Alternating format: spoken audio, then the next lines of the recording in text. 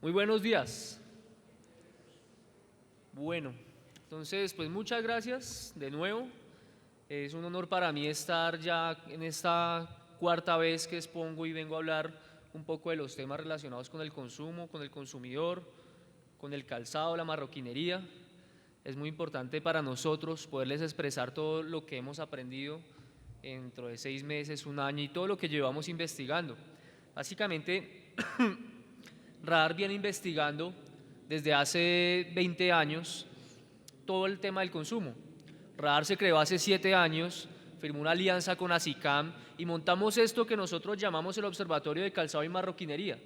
Y me refiero a que lo montamos porque lo hicimos en conjunto, llegamos, hicimos una visión de lo que necesita el sector y obviamente una de estas grandes visiones es poder medir el mercado.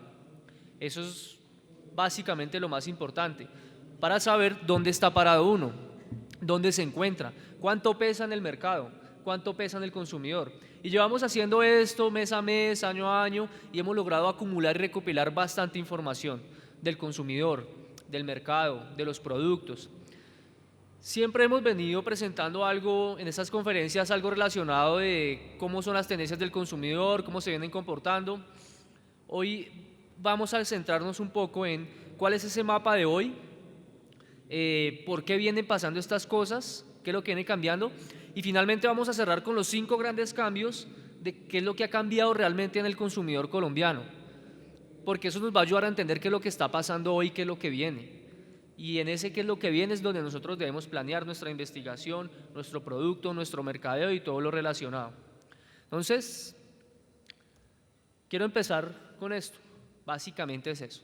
Colombia es un país de 47.4 millones de colombianos, niños, hombres, mujeres, ancianos, de todo tipo, de toda una complejidad y de 47.4 millones de segmentos.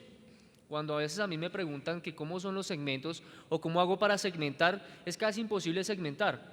Tú vas a lanzar un producto y ese producto lo quieres lanzar a qué tipo de segmento. Entonces voy a lanzarlo a niños de estratos bajos, niños de estratos altos, hombres y mujeres mayores de 18 años o sea, hay múltiples personalidades, múltiples segmentos, múltiples funcionalidades dentro de ese consumidor, lo cual es muy difícil de entenderlo. Pero si vamos de lo general a lo particular, vamos entendiéndolo un poquito. Somos 47.4 millones de colombianos, que estamos agrupados en cerca de 12.8 millones de hogares.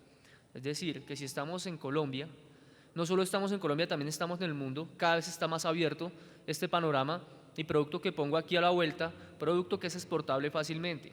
Pero le hablamos principalmente a esos 12.8 millones de hogares que consumen, que compran, que se alimentan, que compran vestuario, unos que no lo hacen, unos que en algunas condiciones no trabajan pero perciben ingresos, igual compran. Son los panoramas que tenemos que tener nosotros siempre en cuenta. No solo hablamos de Bogotá, hablamos de las regiones, hablamos de los municipios, hablamos de las ciudades pequeñas, ciudades de 1000, de 500 habitantes, de 300 habitantes, que compran, que trabajan en su tienda, que trabajan en la empresa de la ciudad principal y vienen a su pueblo a comprar. Y hay marcas que sí llegan hasta allá. Hay marcas como tú puedes ir al pueblo más pequeño, más recóndito y muy seguramente vas a encontrar una Coca-Cola y un Chocorramo. Ese es el mercadeo y ese es el punto de vista de lo que nosotros hablamos cuando hablamos de esto, de esta visión general. Hablamos de los 47, hablamos de los 12.8 millones de hogares que compran 464 billones de pesos al año. Esos 464 billones de pesos, si ustedes lo comparan, por ejemplo, contra el Producto Interno Bruto, resulta que es más o menos el 60% del Producto Interno Bruto. Es decir, que nosotros los consumidores que salimos a comprar, hacemos mucho más de la mitad de la economía. Entonces, ¿quién mueve la economía? Nosotros. Claro, cuando generamos ingresos y salimos a comprar, pero nosotros somos los que movemos la economía como consumidores. Esos 464 billones, si yo los divido en toda la población colombiana y los traigo a un día, significa que yo me gasto, en promedio un colombiano se gasta casi 190.000 pesos diarios. Y esos 109.000 pesos diarios, yo me los distribuyo dependiendo el día, dependiendo la hora, dependiendo lo que necesite. Más que todo, ¿yo qué consumo? Consumo alimentos, consumo transporte y comunicaciones. De esos 109 pesos, casi 30 los dedico a comprar alimentos. De esos 109 pesos, aproximadamente el 4% yo se lo dedico a vestirme, es decir, 4.000 pesos. Y así sucesivamente. Si yo esto lo sigo bajando, perdón, yo me vuelvo acá, 109.000 pesos diarios,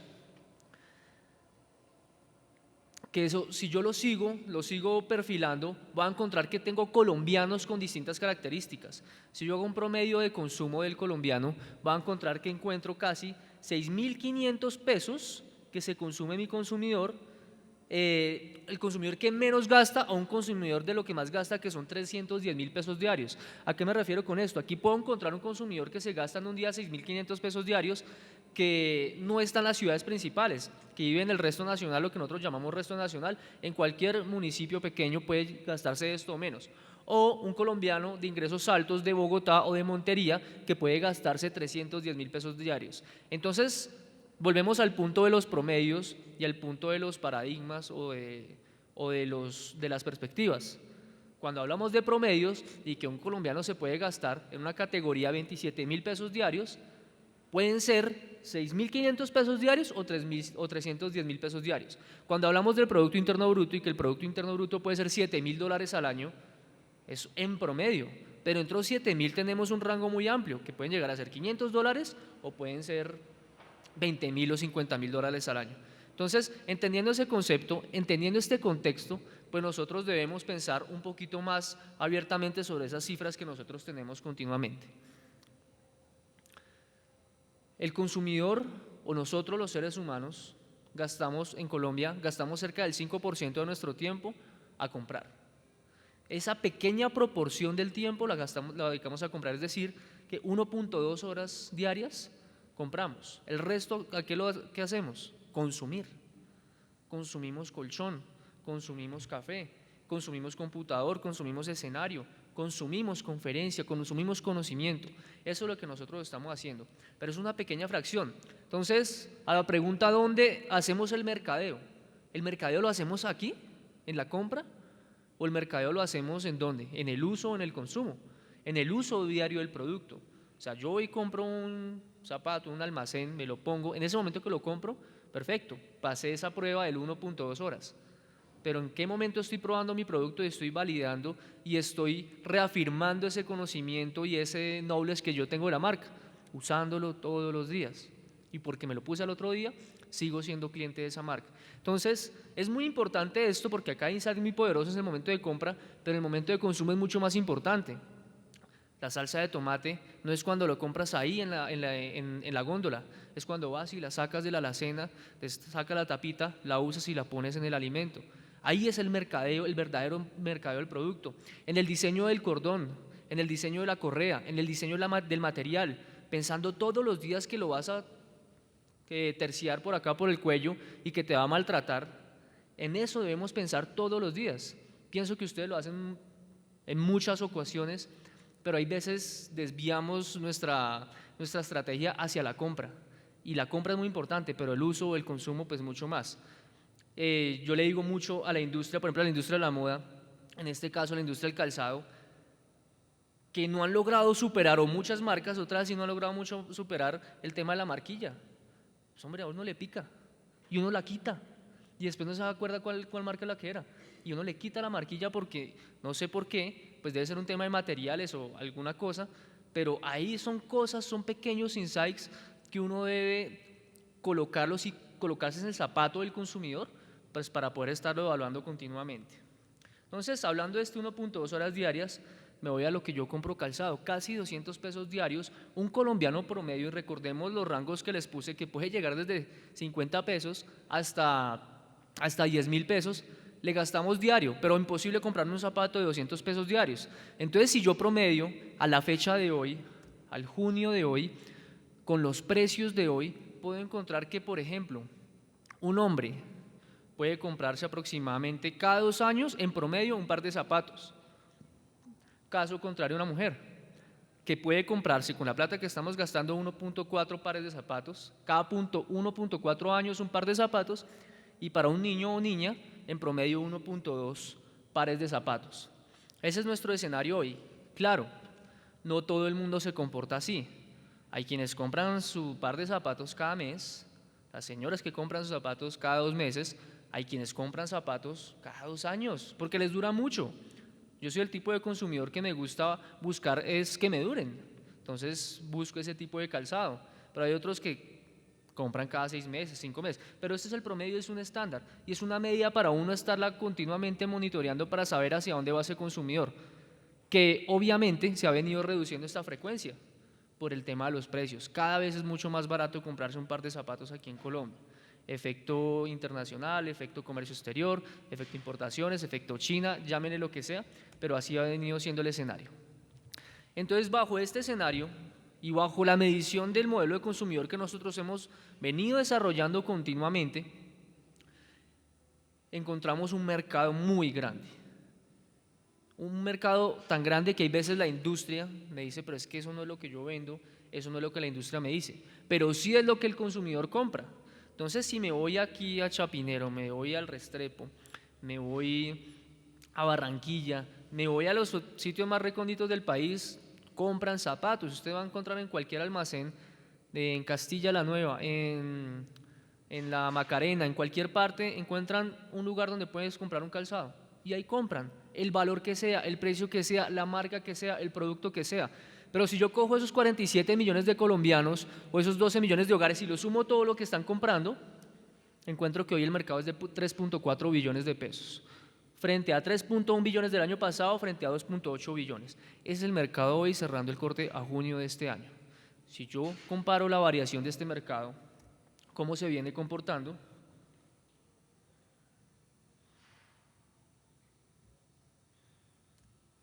encuentro lo siguiente: no ha habido año desde el 2007 o desde el 2008 que hayamos crecido tanto, que haya sido un mercado con tanto crecimiento como 2007, que crecimos el 17%. Pero si yo cojo desde 2008 a 2014, que es también un margen bastante amplio de años, 2014 es el año donde hemos tenido un mejor crecimiento acumulado en valores, en dinero. O sea, si yo cojo estos 3.4 billones y los comparo anteriormente, básicamente ya duplicamos la cifra del 2006 y venimos con un crecimiento del 12.1%. Entonces, vemos que esto es un mercado que tiene oportunidades, pero tiene unos riesgos altísimos, tiene un nivel de protección, pero tenemos una responsabilidad como industriales y como comerciantes, desarrollar el producto para seguir abarcando este mercado que también viene creciendo oportunamente. Además de esto, frente al fenómeno de precios, que cada vez es más barato un zapato y cada vez más caro una libra de frijol, yo tengo que consumir más y comer más, pero también mientras como más, también me tengo que calzar. En el 2008, casi por cada 100 pesos que compraba un colombiano, casi 1 peso se lo dedicaba a comprar calzado. Ese era el escenario. Hoy estamos hablando de que por cada 100 pesos, 0.72 pesos lo dedico a comprar calzado. Hablemos en millones. Por cada millón que se gana un colombiano, 72.000 pesos, lo dedicaba, 7.200 pesos lo dedicaba a comprar calzado, o lo dedica hoy a comprar calzado. ¿Y qué pasa con la otra plata? ¿A dónde está invirtiendo la otra plata? O sea, esa es mi competencia de verdad. O sea, si yo saco mi marca, pongo mi producto en la góndola, compito contra todo el universo de marcas que llegan, marcas brasileras, marcas norteamericanas, europeas, chinas. ¿Esa es mi competencia de verdad? ¿O mi competencia es la otra parte de ese 0.72% que en realidad me está quitando mi mercado? ¿Quién ha sido ese personaje que nos ha quitado tanto espacio en otras categorías? Uno, por ejemplo, el arriendo. Entre más sube el arriendo, yo pago el arriendo y tengo que dejar de comer, o tengo que dejar de comprar zapatos, o tengo que dejar de vestirme, pero algo dejo de comprar. Si sube la tasa de interés de las tarjetas de crédito, si sube la tasa de interés del crédito de consumo, pago más alto los créditos, compro otras cosas. Pero ese no es el escenario hoy. Hoy las tasas de interés, bueno, sí están subiendo, pero no para sacrificar el consumo o para sacrificar los bienes que estamos consumiendo continuamente. Entonces, aquí estamos nosotros, en ese pequeño nicho de 0.72% estamos nosotros. Hagan un ejercicio ustedes, piensen en sus clientes. ¿Cuántos clientes tienen? ¿Tienen 100 clientes? ¿Tienen 200 clientes? ¿1000 clientes? cómo es el modelo de sus clientes o cómo es la personalidad de sus clientes o el estrato o el nivel de ingreso. Y estímense cuánto pueden ganar sus clientes al año o sus consumidores, los que tienen, sean 1 o sean 1000. Y sobre ese 1, sobre ese 1000, ustedes ya tienen cuánto compran ellos, cuánto gastan ellos. Y sobre cuánto gastan ellos, calculen cuántos son ustedes en esos clientes que tienen y van a encontrar su pocket share. Y si ese pocket share es superior a ese 0.72%, fabuloso, excelente, porque están haciendo un ejercicio, pues genial, aunque hay que diferenciar si es de un ingreso alto, si es de un ingreso bajo. Pero si es por debajo de ese 0.72%, si sus zapatos, si su correa, si su bolso es por debajo de ese 0.72%, muy seguramente esos consumidores o ese consumidor está comprando en otro lado. Ese es su real market share. Ahí es donde está usted ganando. Entonces, la primera sugerencia que les quiero hacer es eso: miremos al consumidor en su entorno, no miremos el mercado en la góndola. Claro, el mercado en la góndola es una táctica y hay que tenerla monitoreada, pero mi objetivo principal es eso, el consumidor. Dado esto, tenemos un escenario muy importante este año. La economía está cambiando. O sea, la economía a hoy es una economía totalmente distinta a la que veíamos hace 10 años, con unos crecimientos muy importantes. Estamos hablando que si se fijan en la franja oscura, es el crecimiento del Producto Interno Bruto al último trimestre de 2013 con un 6.4%, perdón, al primer trimestre de 2014 con un 6.4%, de los crecimientos más altos no vistos desde el 2011, por ejemplo. Ese tipo de crecimiento es el que estamos viendo, acompañado de la franja clara, que es el crecimiento del consumo de los hogares. Si usted, como pueden observar, siempre el crecimiento de los hogares está por encima del crecimiento del PIB, porque hay otras categorías que lo rezagan. Además, estamos hablando de compras de los hogares, el dinero en efectivo, lo que estamos pagando los hogares, y ellos son los que jalan el consumo del Producto Interno Bruto. Basados en este escenario, tenemos un año 2014, que ha cambiado tremendamente. ¿Y a qué me refiero con que ha cambiado? El año pasado, en agosto del año pasado, el Banco de la República desarrolló, pues el año pasado no desarrolló el indicador. El año pasado el Banco de la República predecía o estimaba que el PIB iba a crecer más o menos un 3, un 4%. Esas eran sus proyecciones de crecimiento del Producto Interno Bruto, mediante una metodología que tienen ellos que se llama el IMACO, que toman cerca de 14 variables y modelan.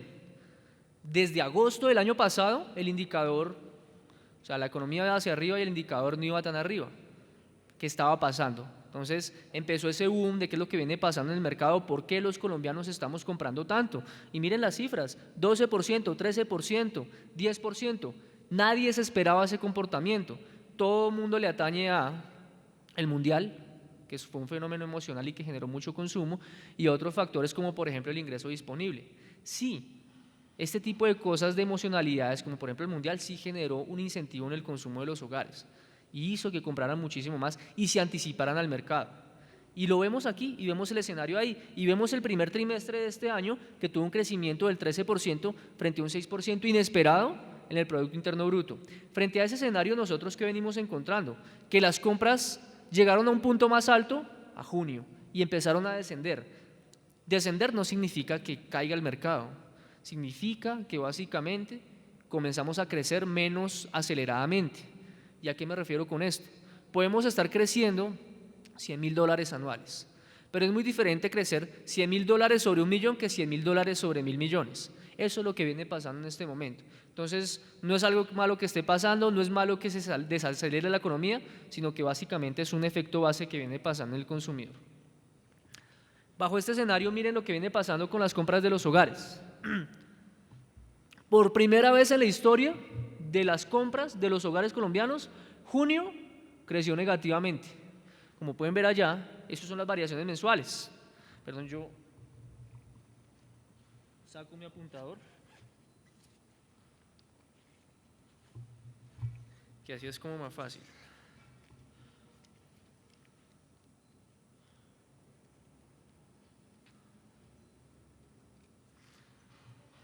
Junio, 0.25%. Nunca un junio había decrecido en sus compras con respecto a mayo. Siempre lo que veíamos es que llegábamos un diciembre, crecíamos por encima del 10% y por enero caía. ¿Por qué? Porque es que en diciembre yo tengo primas, y en enero pues básicamente no tengo todo el dinero disponible que tengo en diciembre, o sea que es menos. Lo mismo pasa en febrero, nos recuperamos en abril más o menos y volvemos y caemos, pero nunca pasaba esto en junio. Entonces tuvimos un fenómeno de junio totalmente difícil para muchas industrias, difícil para muchos sectores, muy bueno para otros sectores. Podemos ver que las compras de junio con respecto a junio del año pasado crecieron al 11%, y fíjense en lo que viene sucediendo en las compras, que empezó a decaer esa variable hace como 4 meses más o menos. Ahí es donde nosotros empezamos a observar un descenso en los hogares. Es decir, si hay que decir que para dónde va la economía, ya nos podemos preparar, va a empezar a desacelerarse, y hay cambios fundamentales pues, en este escenario. Pero si yo cojo el año acumulado, viene creciendo un 12.39%, y si yo cojo el año corrido, venimos creciendo un 12.24%. Y ese es el ciclo de mi economía, ese es el ciclo de mi gasto de consumo. ¿Y por qué sucede eso? Básicamente porque cada cuánto nosotros compramos o cambiamos de casa, cada cuánto compramos electrodomésticos, cada cuánto compramos vehículos, cada 5, cada 6 años es un ciclo de los durables. Y casi que los durables determinan mucho estos ciclos de comportamiento de la economía y estos ciclos de comportamiento de compras de los hogares. Ahí es donde nosotros vemos estos escenarios. Además de esto, ¿por qué se presentaron este fenómeno, este crecimiento tan inesperado en las compras este año? Primera razón, emocional, el tema del fútbol, y segunda razón, el disponible. Si yo cojo mi consumidor hoy, mi consumidor debe cerca del 30% de lo que se gana en un año. Mi consumidor hoy debe eso, pero hace 2 años debía el 32%. ¿Eso qué quiere decir? Que mi consumidor está debiendo menos y está más líquido, tiene más dinero para gastar. Y ese dinero que tiene para gastar se lo gasta en ciertas categorías como diversión y entretenimiento. Más que todo, ese fue el señor que se nos llevó el dinero. Si alguien no gastó en mi categoría fue porque se afilió a DirecTV, se compró un plasma, se fue a Brasil, XXN de gastos relacionados con la diversión, la cultura y el esparcimiento. Si yo me voy a calzado, miren lo que viene sucediendo. Vestuario y calzado fue la categoría más golpeada en junio. Entonces, no le prestamos tanta atención a este gasto, pese a que hubo primas, pese a que hubo este tipo de gastos, pero miren lo que sucedió. Menos 6% crecimiento en junio. Así como las compras decrecieron en junio, para calzado también decreció, y de los peores crecimientos que hayamos visto. Menos 1% venía sucediendo lo mismo el año pasado, pero no unos golpes tan tremendos. Pero pues eso no es de alarma, simplemente fue un fenómeno coyuntural, porque si yo miro el comportamiento anualizado, 7.8%, y si miro el comportamiento total, es una industria que viene creciendo en términos anuales acumulados reales 10.3%. ¿Recuerdan la gráfica que les mostré anteriormente? Esa correspondía a valores, a dinero. Esto corresponde básicamente a unidades. Esa es la industria donde estamos, pero podemos hacer una lectura muy interesante del mercado hoy.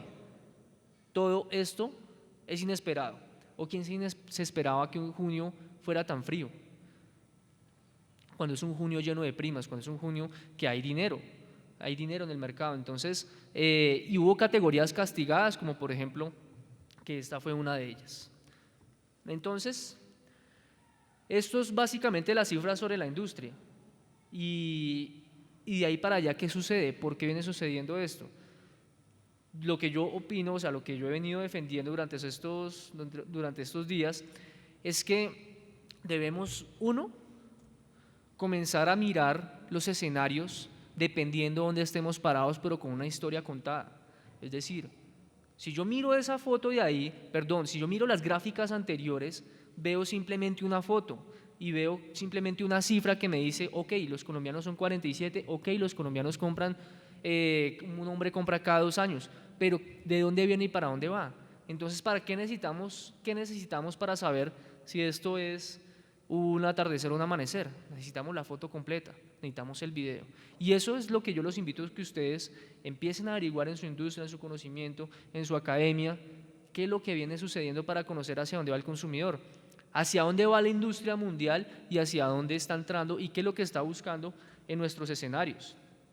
La perspectiva es muy importante, tenemos que pararnos de otros lados de los escenarios para entender esos números. Tenemos que salirnos del zapato del industrial o del zapato del importador o el zapato del académico y meternos en el consumidor o meternos en el dirigente de gremio o meternos simplemente en el exportador de Brasil. ¿Qué es lo que está pensando? Y muy seguramente, dependiendo de esa perspectiva, vamos a encontrar dos escenarios. Muy seguramente ustedes aquí ven dos colores, pero si yo les quito el entorno, básicamente es el mismo color. Así nos pasa a nosotros todos los días. Eso es lo mismo que nos pasa cuando nosotros no miramos con perspectiva las cosas o comparando. Mientras nuestro cerebro funciona de una forma binaria, básicamente el consumidor toma decisiones de forma binaria. El consumidor no selecciona de un entorno de 1000 escenarios o de 1000 marcas. El consumidor selecciona una marca y las otras no. Eso es lo que pasa. De un producto que le gusta y los otros no. De un escenario, de un almacén que le atrae y los otros no. Así funciona nuestro consumidor, así funciona nuestro cerebro y con base en eso y con base en ese entorno nosotros debemos tomar decisiones. En Radar hemos venido discutiendo muchísimo el tema de la innovación. Para nosotros, y yo creo que para ustedes también, la innovación es algo una realidad que debe ser, y no es una necesidad, es algo que nos nace, pero nosotros la convivimos. No sé si se dieron cuenta, hace como 3 días, 4 días salió un ranking de innovación donde nosotros bajamos 5 o 6 puestos en este ranking. Y es que innovar no es crear máquinas, no es crear procesos, sino innovar es parte de inventar, pero también es parte de buscar más allá de lo que uno logra ver y atreverse a perder, atreverse a errar. Y cuando uno erra, encuentra las soluciones o encuentra nuevos productos o nuevos desafíos. Hace como 20 años el doctor Moscovich desarrolló una investigación que nos abrió los ojos y más que todo le abrió los ojos a la industria alimenticia y a la industria de bebidas y ahí para abajo a todo tipo de industrias. Le llegó Pepsi una vez y le preguntó al doctor Moscovich cuál era la medida correcta de azúcar para la Pepsi perfecta. Y entonces Moscovich les dijo, bueno, se puso a hacer la investigación y no encontraba la respuesta y hacía pruebas y no encontraba la respuesta. Después de meses de investigación le dijo a los señores de Pepsi, es que no existe la Pepsi perfecta ni la dosis de azúcar perfecto. Existen las Pepsis perfectas y las dosis de azúcar perfectas. Entonces existe la Pepsi de 8, la Pepsi de 9 y muchísimas Pepsis. En ese momento Pepsi no le paró bolas y dijo póngale 8 a esa cantidad de azúcar y saque el producto. Pero el doctor Moscovich se quedó con la inquietud y siguió investigando y siguió investigando. Y siguió con el tema de los productos adaptables, de los productos a las condiciones de cada individuo. Y entonces empezó a desarrollar experimentos hasta que una industria de salsas de ragú lo contactó para que le analizara el negocio. Y llegó a la misma conclusión, pero desarrolló una investigación mucho más grande. Mientras desarrollaba conferencias, invitaba a sus asistentes a que probaban ciertos productos y le dijeran cuáles le gustaban más. Y entonces todo eso lo volvió una gran base de datos y empezó a analizarlos estadísticamente.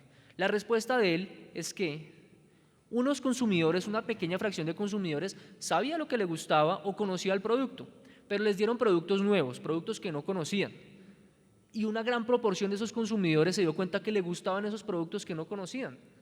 Por ejemplo, una salsa ragú con pedacitos extra de no sé qué que tenía en la pasta. Y eso les gustaba muchísimo a los consumidores, pero no sabían que les gustaba. Entonces, en esos escenarios se dio cuenta y le dio la asesoría a la compañía donde le dijo que tiene que hacer este tipo de salsa picante, salsa con trocitos extra, salsa con no sé qué, y sacaron como 250 variedades de ese producto, un producto en góndola tremendamente exitoso, porque abarcó todo un universo de necesidades de ese consumidor, que el consumidor pensaba que había una fórmula perfecta, que había una línea perfecta en la salsa, cuando se dieron cuenta que no, que le podían gustar otras cosas. Entonces ahí ya llegó la frase, una famosa frase del doctor Moscovich, el cerebro no sabe lo que la lengua quiere. ¿Qué es lo que estamos pensando nosotros, que estamos haciendo en el día a día, que nuestro consumidor no sabe y que le puede gustar?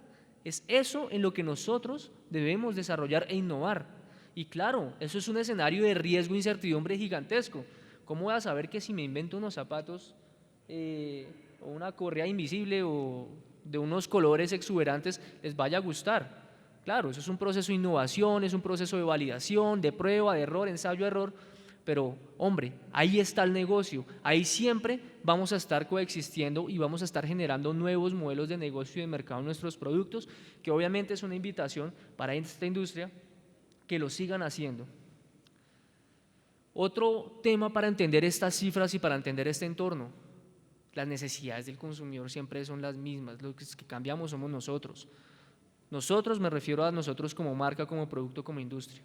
Siempre he necesitado de estos productos, o sea, yo dependo de estos productos o yo dependo de esto. Estos señores básicamente han sido pasajeros en la vida de la humanidad. Yo siempre he necesitado desiluminarme y miren, este es el mejor ejemplo. No sé si ustedes conocen el efecto Mosé. Un señor de Brasil que es mecánico, que vivía una zona pobre, alejada de Brasil, no tenía ni como para un bombillo, no llegaba la energía eléctrica allá, se inventó una forma de alumbrar sus casas, cogió una botella de Coca-Cola, le echó cloro para que el agua permaneciera transparente todo el día, pone la botella encima del techo y la luz que viene de arriba básicamente hace que se bifurque la luz dentro del hogar o dentro de la parte oscura, y se inventó el bombillo. Básicamente esto, lo mismo que ocurrió hace más de 100 años en el mundo, gratis. Eso es lo que viene pasando. Esto básicamente es innovación. Nunca he necesitado de estos productos, lo que siempre yo he necesitado es transportarme, y para eso tengo bastantes elementos para hacerlo. Hoy tienes, aquí en Bogotá, en Medellín es más fácil, en Pereira es más fácil, pero aquí en Bogotá yo tengo mi oficina en la 107 con séptima, 108 con séptima, y tengo una reunión en la 94. Prefiero 1.000.000 de veces programar una reunión por Skype que irme a la 94 a esa reunión. Pierdo 2 horas de mi vida o de mi trabajo transportándome hasta allá, así sea en taxi, aunque peor. Pierdo todo ese tiempo. Entonces, ¿cuál es la gran necesidad mía? Transportarme, comunicarme. Todos estos elementos son importantes para mí en ese escenario. Entonces la pregunta es, ¿qué soy yo en ese consumidor? ¿Yo soy tan importante en ese consumidor o simplemente soy un elemento de esa necesidad? Sí, soy un elemento de esa necesidad. Yo tengo que transformarme, tengo que evolucionar dentro de esta necesidad que es transversal al consumidor. En ese escenario estamos nosotros. La economía mundial, la economía colombiana está cambiando de una dimensión tremenda. Nos estamos abriendo muchísimo más, llegarán más competidores, más tecnologías, y nosotros, ¿qué estamos haciendo para adaptarnos a eso? Tenemos que pararnos en el foco de la perspectiva y pararnos en el foco del consumidor, y siempre decir que nuestro consumidor es el foco de nuestra razón de existencia. Yo les planteo una pregunta, y es: ¿qué relación tienen estas marcas con esos señores que hay acá? Básicamente que son los inventores primero, se inventaron las marcas, pero ¿por qué ellos inventaron las marcas? Cada uno de ellos se inventó cada uno de estas marcas o más allá de estos productos o servicios porque tenía una necesidad. Graham Bell inventó el fonógrafo no porque quisiera, no porque vio una necesidad, porque su esposa y su mamá eran sordas y se lo inventó, y era una necesidad humana de él, y ahí para allá se desarrolló toda una industria. Facebook básicamente se inventó por una necesidad de comunicarse y de compartir. Es más, Facebook existe hace N años, 30 años existe Facebook, existe el cuaderno viajero, y eso era Facebook. Básicamente lo que hizo este señor fue ponerle una pantalla. O lo que decía un amigo, Facebook es la plaza de mercado. Allá es donde iban nuestros papás hace muchos años, y allá donde se regaban todos los chismes. Facebook siempre ha existido, entonces es esa necesidad, pero siempre ha estado centrada en el consumidor, y en el consumidor en ese momento de ellos eran ellos mismos, inventaron esos productos casi que para ellos mismos, para poderlos evolucionar y para poderlos colocar, y nunca han perdido ese foco. De pronto Apple está perdiendo un poco de foco, pero no han dejado de perder ese foco en la historia. Pensando en eso y pensando en que nos transformamos, nuestro consumidor también, o nosotros mismos nos transformamos, tomamos decisiones que nosotros pensamos que son lógicas y que son racionales. A veces, la teoría económica alguna vez se inventó la curva de demanda y oferta, o la curva de demanda, donde decía que a mayor precio yo compraba menos, a menor precio yo compraba más. o que yo cruzaba dos bienes y tenía dos bienes, el suntuario y el necesario, es decir, comer y viajar. Y que si yo tenía menos plata, pues seguía comiendo y menos viajaba. ¿Pero ustedes creen que nosotros nos comportamos de esa forma? No pasa eso. O sea, eso es la teoría, la realidad no sucede. El consumidor no se comporta de una forma racional. Pero entrando en los modelos racionales que nosotros planteamos, encontramos algo muy interesante. En el 2010, precedidos del 2008-2009, que fueron los años de crisis económica mundial, que fue donde menos creció la economía mundial, crisis financiera, se pensaba que eso iba a llegar y iba a golpear a Colombia y que Colombia también iba a entrar en crisis financiera. Afortunadamente estaba blindada y no nos golpeó. Y en ese momento, en el 2010, ¿qué fue lo que más sucedió? Más emisión de tarjetas de crédito, más emisión de tarjetas de crédito de marcas propias como tuya, como La Polar, como Falabella. Casi 3 millones de tarjetas de crédito se emitieron. Pero además de eso, teníamos otros dos factores. Necesitábamos las cosas que se estaban creando en el momento, necesitábamos televisores plasma, necesitábamos vehículo y compramos muchísimas cosas. Fue cuando más crecimos en la economía en términos de consumo y ahí fuimos emocionales, pero por un indicador que nosotros desarrollamos un modelo donde dijo que nosotros éramos 60% racionales. Entonces dijimos, listo, eso es un tema de ciclos. Entonces dentro de 4 o 5 años, cuando volvamos a crecer mucho, nos vamos a volver menos racionales. ¿Qué significa ser racional? Yo tengo una tarjeta de crédito con un cupo de 2 millones de pesos y no la pienso para comprarme unos zapatos, un viaje. No pienso en los plazos. Me vuelvo racional cuando sí la pienso. Y digo, no, es que si ya tengo televisor, ¿para qué me compro otro? Es que viajé hace 8 días y me voy a endeudar. Eso es racional. Entonces nos volvimos a 2014 un consumidor muy irracional. Irracional es que lo pienso, que evalúo los precios, que solo compro por necesidad, que solo compro porque se me rompió el sofá, porque el televisor ya de verdad, o sea, ya está para cambiarlo y cambio el televisor. O sea, ahí yo me vuelvo muy racional. Pensábamos que iba a ser menos racional este año y no lo fue. Pero aún así la economía creció muchísimo. Los consumidores, las compras de los hogares crecieron muchísimo. Y fuimos, y eso se volvió tan complejo analizar esto, porque el escenario del fútbol es algo emocional. ¿Qué pasa si la selección Colombia ganara o no ganara? ¿A nosotros nos pasaba algo o no? No pasaba nada. Pero en construcción de valores se construyó mucho, en términos del mundial, pero en términos económicos no pasaba absolutamente nada. Si perdía o ganaba, listo, apague y vámonos y sigamos trabajando. Llegó hasta cuartos de final, apague y vámonos y sigamos trabajando. Eso fue lo que pasó. Entonces, pero seguimos en un fenómeno tremendamente racional. Y hoy compramos, ¿por qué? Porque tenemos plata disponible. ¿Y por qué? Porque estamos bajando la deuda. Y porque los consumidores están mandando sus cuotas de las tarjetas de crédito a más largo plazo. Entonces, si está mandando eso, le queda más dinero disponible y va y compra lo que necesita. ¿Y qué compra lo que necesita? Lo que se le acabó. Porque estamos cumpliendo un ciclo de hace 5 años. Entonces salió y compró porque se le acabó. Eso fue lo que pasó y lo que viene pasando este año. No viene pasando otra cosa, pues externalidades más fuertes que nosotros podamos evaluar, como podemos nosotros ver aquí. Miren cómo se viene transformando mi consumidor. Si yo tomo esos escenarios, si yo miro mi por qué compro, puedo comparar y miren este escenario de la calidad. O sea, nosotros salimos todos los días y le preguntamos al consumidor, oiga, ¿usted por qué se compró eso último que se compró? Y nos dice, por necesidad, por gusto, por calidad, por costumbre, por antojo, por precio, porque se le ha acabado o por N factores. Por necesidad, muchos compramos por necesidad. Es más, vestirse en segunda instancia es una cosa de lujo. En primera instancia yo me he visto por necesidad, por el trabajo. Compro ropa para el trabajo por necesidad, si no me compro una sudadera. Entonces es una necesidad que nosotros lo hacemos continuamente, pero la necesidad ha venido bajando continuamente, rondando casi el 25%, que si yo lo comparo contra los alimentos, que es lo que yo más compro por necesidad, es el 32% en términos de pocket share. Pero miren este señor de la calidad, pasó el 10 al 25% y sigue creciendo. Entonces la pregunta es, ¿mi consumidor está transformándose? Por supuesto que sí. ¿Está cambiando sus patrones de compra? Por supuesto que sí. ¿Está cambiando sus canales de compra, sus razones de compra? Totalmente lo está haciendo. Si yo lo hago por grupos de consumo, mire cómo se comporta, no por años, sino en una foto del 2014. ¿Yo por qué compro educación? Por necesidad. ¿Yo por qué compro transporte? O sea, ¿por qué me monto en el Transmilenio? ¿Por qué compro carro? ¿Por qué cojo taxi? Por necesidad. ¿Por qué le compro la llanta al carro? Por necesidad. ¿Por qué compro salud? Lo que más queremos que pudiera ser.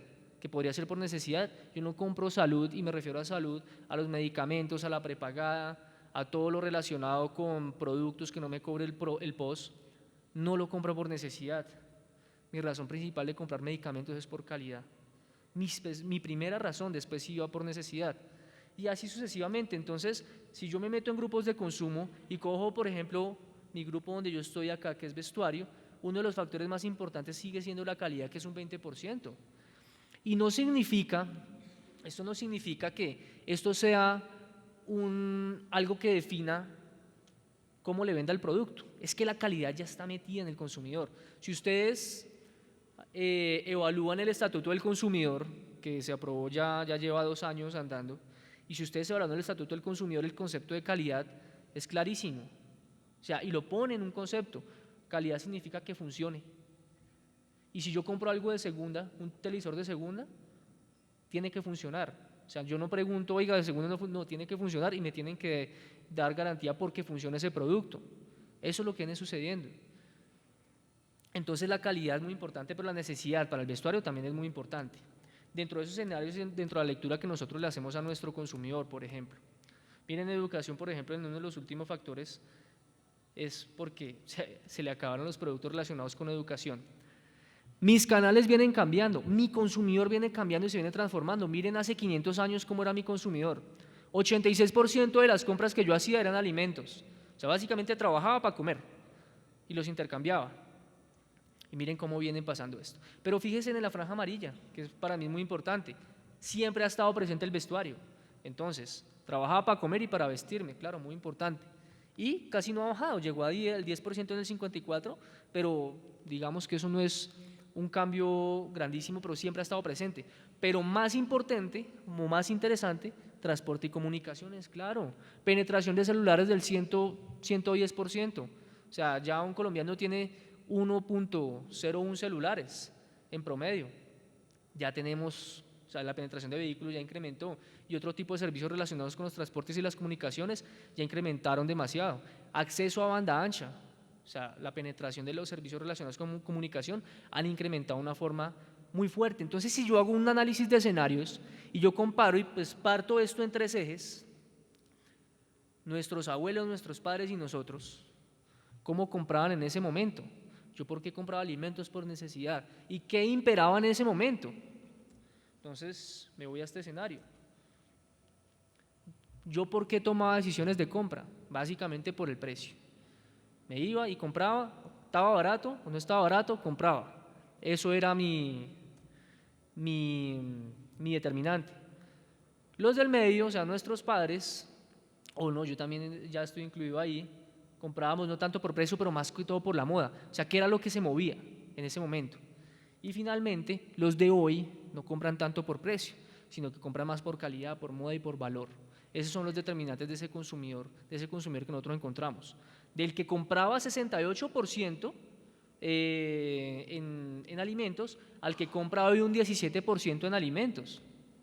¿Y cuáles eran las reglas del mercado en ese momento?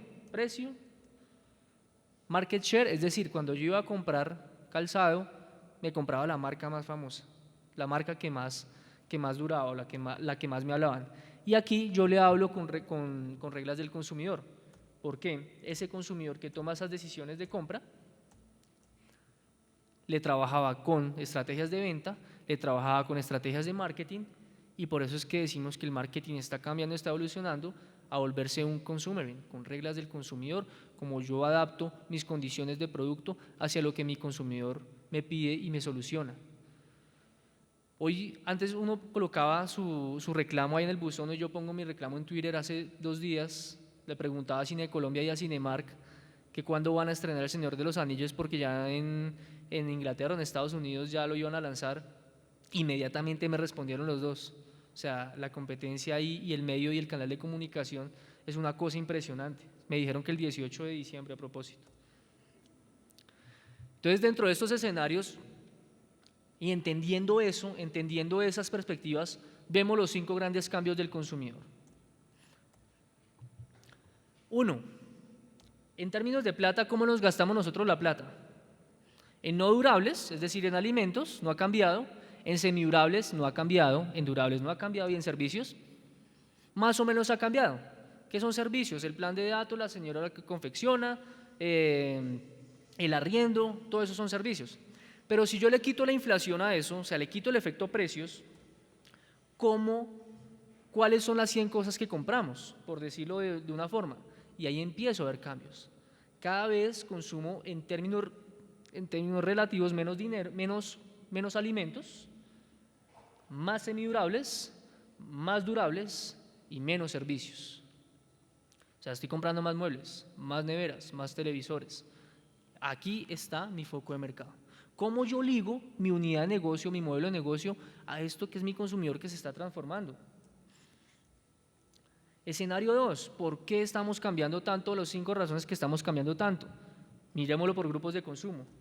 En términos de plata, casi la misma cantidad de alimentos, un 1% menos, en vivienda un poco menos, en vestuario un poco menos, en salud lentamente un poco más, en educación un poco más, entretenimiento un poco más, marginal, transporte y comunicaciones en valor, ha incrementado más de 2 puntos aproximadamente, y en gastos varios que son bebidas alcohólicas, cuidado personal y gastos financieros se ha reducido. Pero en cosas, en el share de cosas, ¿cuánto es? Muchísimos menos alimentos, mucha menos vivienda o relacionados con vivienda, muchísimo más vestuario. No sé si ustedes se han dado cuenta, pero es que ya no caben las cosas en el armario normal que les construyen a uno en las casas pequeñas que nos están dando o que nosotros compramos. En salud casi lo mismo, en educación casi lo mismo, en entretenimiento muchísimo más, casi un punto porcentual, en transporte y comunicaciones de 12 a 15 se duplica el cambio que teníamos en dinero, y finalmente en gastos varios. Entonces hay cambios muy importantes en términos de productos que yo estoy comprando. Mi armario, lo que les decía, el armario se me duplicó en 15 años, hablo del consumidor, en cantidad de prendas, ya tengo más prendas que yo puedo almacenar en mi armario con menos espacio. En términos de grandes cadenas, es otro canal que está cambiando muchísimo. O sea, vemos en cifras, por ejemplo, las grandes cadenas llegan a casi 30 billones de pesos, cerca del 6% del mercado de compras de los hogares, pero pasó de 8.1% al 6% en 3 años, de 2005 a 2014. En cantidad de cosas están vendiendo más. Es decir, ¿qué están haciendo las grandes cadenas? Vendiendo más barato y vendiéndole más unidades a los consumidores con un mayor número de tráfico. El canal tradicional, como la tienda de barrio, sigue siendo muy fuerte, pero se ha generado un canal muy importante que es la venta directa, y esa viene creciendo mucho. Y más importante aún, el negocio online. O sea, ahí está cogiendo mucha fuerza, y es donde nosotros tenemos que poner nuestro radar y empezar a mirar el mundo online que viene sucediendo. Porque nada más, según unos cálculos que hicimos nosotros, en el 2012 se vendieron cerca de 250.000 tablets en las grandes cadenas. Eso no es nada comparado contra 2013, que se vendieron 1.300.000 tablets en las grandes cadenas. Solo las grandes cadenas. ¿Cuánto vendió el comercio informal? ¿Cuánto puso el Estado? Porque tengo entendido que el Estado, cuando hizo la negociación de las nuevas